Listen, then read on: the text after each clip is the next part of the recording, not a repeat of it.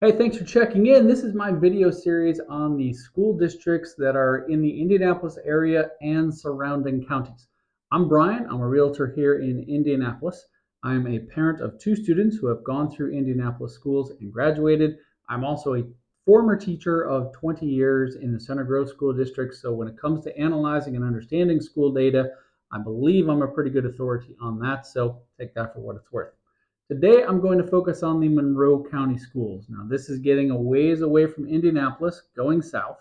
Um, those of you who maybe aren't familiar with the area, this would be Bloomington. This is where Indiana University is located, though I'm obviously not going to talk about that.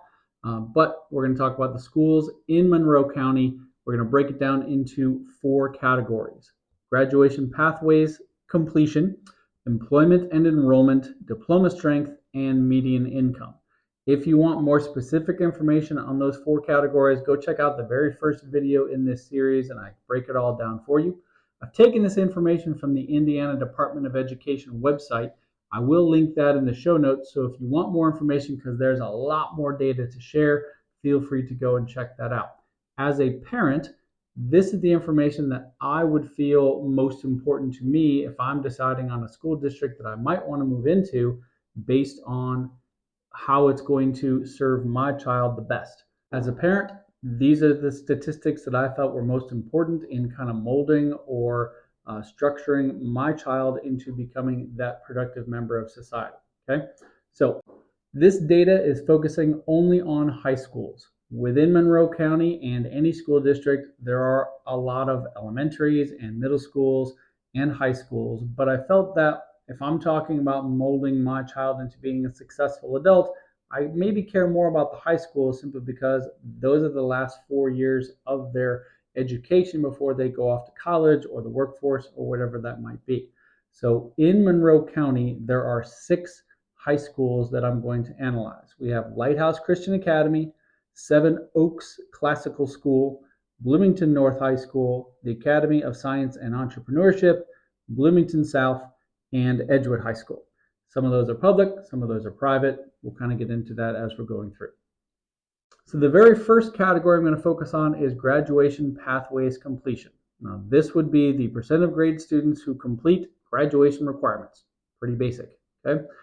As you can see from this list, the Lighthouse Christian Academy and Seven Oaks Classical School, both of which are private schools, have 100% of their students meeting the graduation pathways completion. From the public school realm, Bloomington North High School is at the top of the list at nearly 95%. Academy of Science and Entrepreneurship, Bloomington South, and Edgewood all over 90%, which in my opinion is fantastic. So while they might not be at 100, they're still doing a great job. Next category is diploma strength. Now, diploma strength is all about the core 40. When it comes to graduating high school, the core 40 is the basic curriculum that a student has to complete and pass in order to graduate from high school. There are diplomas higher than that when it comes to technical diplomas, honors diplomas, things like that. But these students have hit at least the core 40 and are going to be graduating high school. Lighthouse Christian Academy and Seven Oaks Classical School, once again, top of the list at 100% of their students. But to be honest, when you're talking about number of students who are graduating from a small private school like these versus a school like Bloomington North or Bloomington South, kind of comparing apples to oranges. Yeah, they're both fruits, but there's a lot more students at the public schools than there are these small private schools, so not necessarily a fair comparison, but it is what it is. Edgewood High School is the top public high school on the list at 90.9%, which is a great job being over 90%. Bloomington South, high 89%, Bloomington North in the mid 86%, and the Academy of Science and Entrepreneurship, almost 86% as well. So once again, Monroe County doing a great job getting their students to that core 40 diploma. Third category is employment and enrollment. This is the students who are 1 year out of graduating or getting out of high school, and they are either employed or they are enrolled somewhere within the state of Indiana. That is a key factor here. It has to be within the state of Indiana. We know a lot of students go out of state once they graduate high school. They're just not factored in here. So starting with this, the highest on the list is Edgewood High School, 88.9%. Bloomington North and Bloomington South, 86 and 85% respectively. Interesting that the three public schools are the highest on the list here, where the private schools hit the bottom half, with Lighthouse Christian Academy at the bottom of 72%. Now, perhaps the private schools, maybe more of those kids wind up going out of state somewhere. Not exactly sure. Perhaps they move right into the working world. Again, not exactly sure. Final category is median income. If I'm looking at my child and trying to think of future success, ideally I want them to be a productive member of society and be able to sustain life on their own without having to live at my house.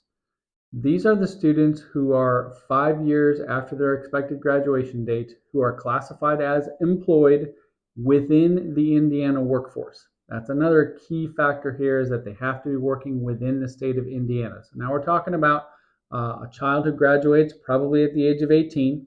So now they're a 23-year-old adult, possibly living on their own, possibly living at your house, who knows. From this list, 3 schools come in as not applicable because they don't have that data. Sometimes private schools don't collect that data. Sometimes private schools don't report that data. Sometimes they haven't even been around for 5 years to have this particular data to report. So this list is only about the public schools, as it seems, and the highest on the list is Bloomington North, where their median income 5 years after high school is over $38,000. Bloomington South over $37,000, and Edgewood over $34,000. Now, in my opinion, if you're a 23-year-old kid and you're making mid $30,000 range, that's pretty solid, okay? Are you living on your own? Well, maybe, maybe not. I guess that depends on your lifestyle. Maybe it depends on whether or not you have a significant other or somebody else that you live with, where you're sharing rent or sharing house payments or whatever that is. But if I'm thinking about my kid 5 years after high school, might be making almost $40,000, I'm probably feeling pretty good about that as a parent. So that takes care of our look at Monroe County. Once again, I'm Brian. I'm a realtor in Indianapolis. If you are thinking about making a move down to the Monroe County area, I would love to be able to help you out with that. I'd love to answer questions you might have, either about the school districts or just about the area in general. I went to Indiana University, so I am definitely familiar with that area. If you have questions, drop me a comment, leave me a DM. My phone number is on the screen. Feel free to send me a text message or even give me a call. I'd be happy to help in any way that I can. Like I said, the Department of Education website is linked in the show notes, so you can go there to find more information about the Monroe County schools. I do want to thank you for watching.